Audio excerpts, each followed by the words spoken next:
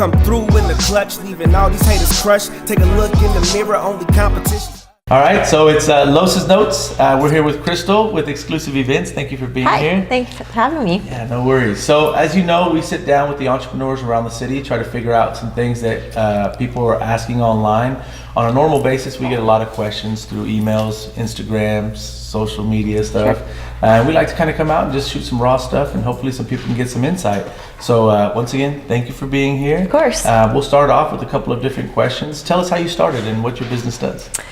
Well, we started 9 years ago. My brother Cody and I, kind of on a whim, saw the need in the market and just said, let's do it.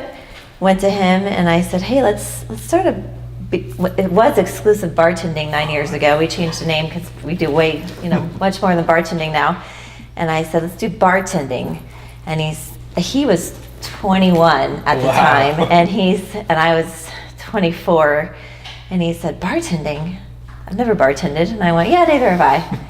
And you jumped into it. We said, why not? And I said, well, I mean, we've been in the service industry our entire lives. Okay. My parents, since he was 9 and I was 12, had a food truck. Oh, nice. Back then, it was not a food truck. It was Okay. called a concession trailer. Wow, that's cool. It was not cool back then, though. See, now they're cool. Yeah, well, it's not cool. State fair guys, when we go to the state fair, since we developed the mobile app, we say, hey, we like your food truck. They're like, it's not a food truck, and we're like, Yeah, whoa. And they're like event cats. trailers or concession trailers, things like So we've had a food truck now for 25 years. Amazing. So we're on our third event trailer, food truck, whatever you want to call it.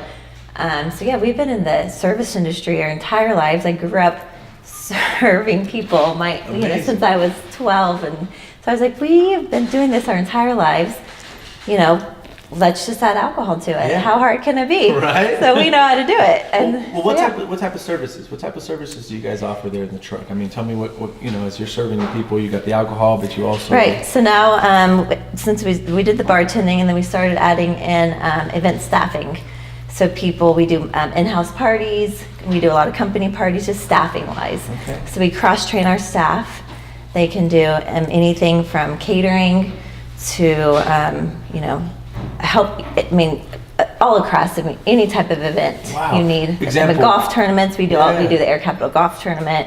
Things like that. So Sweet. Maybe a final Friday, we might have Exclusive Events here staffed up, and we got a cool show that we're doing this next final Friday. We're gonna have a couple of musicians. We're gonna set up a stage, have lighting, lasers, smoke, all kinds of crazy stuff. Nice. Nice. Might be cool to have some of the Exclusive Event staff here to help out with that. Yeah. So. And so we just keep adding on, and now of course we do event planning, and now we're adding on these events that we do for the community, and we did the Blocktoberfest, and now we're doing the St. Paddy's Day, and so we're really trying to add on and do more than just bartending. So when you first jumped into it, in your mind, did you fear? Obviously, you felt a fear to jump into business on your own. You've been doing it for quite a while now. Right. Tell us a little bit about that. When you jumped into it, was it natural? Did it feel? Well, we'd always been doing it with our parents. Mommy and Daddy have been doing it, and so we were kind of under them. And the last thing I ever wanted to do was own my own business, because I had seen my parents struggle with it. Not struggle, but they had just done it their entire lives. And as an entrepreneur, you know that you don't know what your paycheck's going to be. You're working 24 hours a day, 7 days a week. You take it when you can take it. You never know. It's hard. That's true. And I saw that and I thought, man, I just want to go work for somebody. Screw this. I just don't want to do this. But it's in my blood. I just love it, And so I was just drawn to it, I think. I think there's something there, especially for entrepreneurs. A lot of people jump into it because they see it maybe possibly as something fun that they can do, a fad that's going on. But I think when you're a true entrepreneur, you feel it in your bones. Sure. You jump into it and this is what I'm supposed to be doing. Because when you try the opposite, you feel it, right? Yeah. You're gonna, be in a position to where you start to tell yourself, this isn't what I'm supposed to be doing. So that's awesome. That's definitely awesome. So tell us a little bit about, nowadays I believe with Xclusive Events and the success that you're having now, being able to have won a couple of awards from the small business, from the chamber and stuff like that. Tell us about how it is trying to help out individuals that knew you from before when you would take on a lot of work to now when you got to balance out this big, huge schedule, right? How does that play into what you're doing now? I mean, it's, well, in the beginning we kind of did anything and everything just so we could get our feet wet, like, please just give us some work, please. Yeah. And we, for the first time, not for this past year, we say no, and it's scary because to say no to something and to say no, but here we'll refer you to so and so, or no, we just not that we don't want to do it, but we have a lot of other things going on, and you don't want to spread yourself too thin, and it's kind of nice to be able to pick and choose what you want to do, and for the first time we can do that. Right? Yeah. It's a good feeling. It's a transition that we've gone into now this year, and it at first it hurts, because it makes you feel like, I don't want these people to think that I don't want to work with them. Right. And I know these people, but ultimately it's an opportunity cost, and I have to have, exactly. I have to have our time be best utilized in the best manner to bring the best value for the customers and the clients. And when the funding's not there and your staff is big, it's just impossible to do. So that's thank you for definitely being able to bring that up, or to speak on that, because it's something that I believe a lot of businesses struggle with. So tell me about the referring them to someone else. We've gone through several different modes where we say, should we vouch for someone? Should we pass this on and say, because we get tons of clients that come in, they're just not at the level of where we need them to be so that we can supply that value to them. But the community that you live in, the community that we live in, Wichita, we try to give as much as we possibly can. And so, in your state where you're at,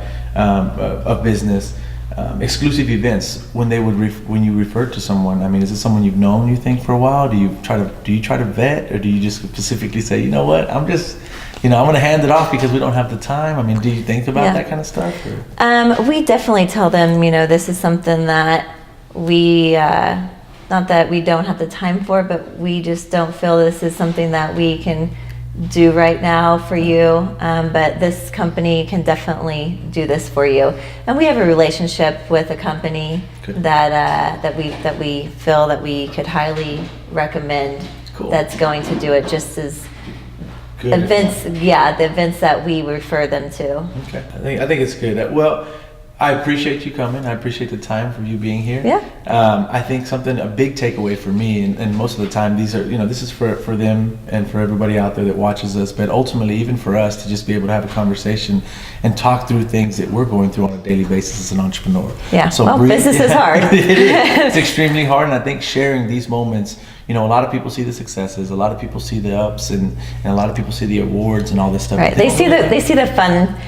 They see the fun, and they see your Facebook, and they see all this glory. I don't know why I say glory, but they just see the fun in it, and they don't see the hard, and they don't see us working 24 hours and the crap that we have to go through. And I don't know. I think it's important. Yeah, I agree. It's important that they see that. It's important they see it so that they don't get blinded when they jump into it. So once again, the takeaway is entrepreneurship is extremely hard, but at the end of the day, if it's something that you feel inside your heart, something that you feel in your bones, and it's in your blood, then it's definitely going to be something that you can be passionate about every single day. Yes, definitely worth it. Yep. Thank you very much, Crystal. Thank you so much. Yep.